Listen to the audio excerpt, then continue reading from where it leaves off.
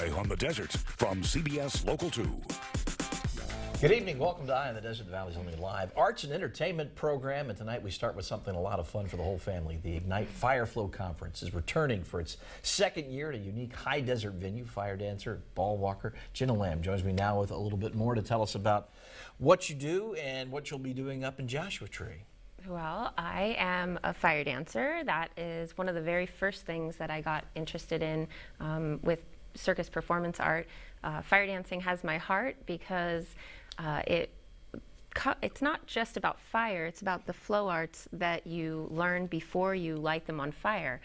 Flow arts are sort of a blend of dancing and moving meditation, a little bit of martial arts. It just depends on what you're using, whether it's a staff or a hula hoop. But once you get really good, you light it on fire, and it really adds to the amount of focus that you're able to have. I would imagine it requires a great deal of focus. We're looking at a little video. I remember, I think the first time I saw you perform was at the McCallum Theater, but and you performed with IPAC. Flowbox? Flowbox is the group that I perform with here in the desert, absolutely. But Ignite. Fascinating. So tell me a little bit about Ignite. Ignite is actually some of my buddies over in LA that do this out here, and it's really nice, of course, whenever we see a load of people from the city come out to our desert and take full advantage of the beautiful scenery and well, for us, the fire means nice, clear, open spaces where you can't accidentally cause any problems. Right. Of course, the fire marshal will be present at Ignite.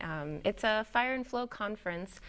We'll see 800 fire dancers gather this weekend from all over California. Absolutely. That is going to be amazing. Yeah.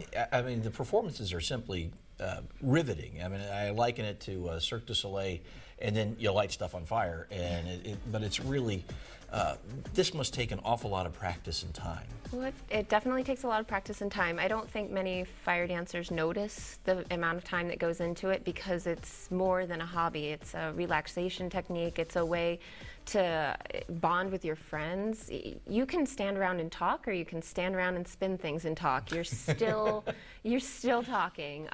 So how did you get initially interested in this? Where did you see this, or how did you find your way to it? Well, I myself actually saw it at a circus camp I went to when I was 17. Some of the more experienced campers were fire dancing, and one of the friends I met there sent me a pair of poi, which were terrifying to look at because I thought, I have to spin these heavy things with metal on them around in circles. I was just terrified. So envisioning lots of injuries. So I started with a pair of socks and putting a beanbag into them, and learned with nice soft poi, and slowly progressed towards poi that I could actually light on fire, which I didn't actually start doing until I moved from the East Coast out here to the West Coast, where they know how to get a little crazier.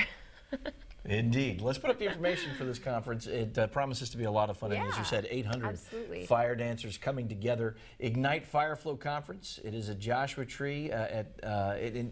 Tell us exactly where. Absolutely. It's at the Retreat Center. It's on your way towards Joshua Tree National Park. Basically, it features a ton of buildings from Frank Lloyd Webber, so architecture buffs might enjoy just coming out. They do have a deal where if you don't want to come to the full conference, if you just want to get an eye at it, $100 will get you in after 5 on Saturday night to watch fire dancers, hundreds of fire dancers go at the same time from 8 p.m. until 2 a.m. There's music playing. It's a full-on party. It sounds terrific. And IgniteConference.com/tickets to get yours. Absolutely. And go check it out.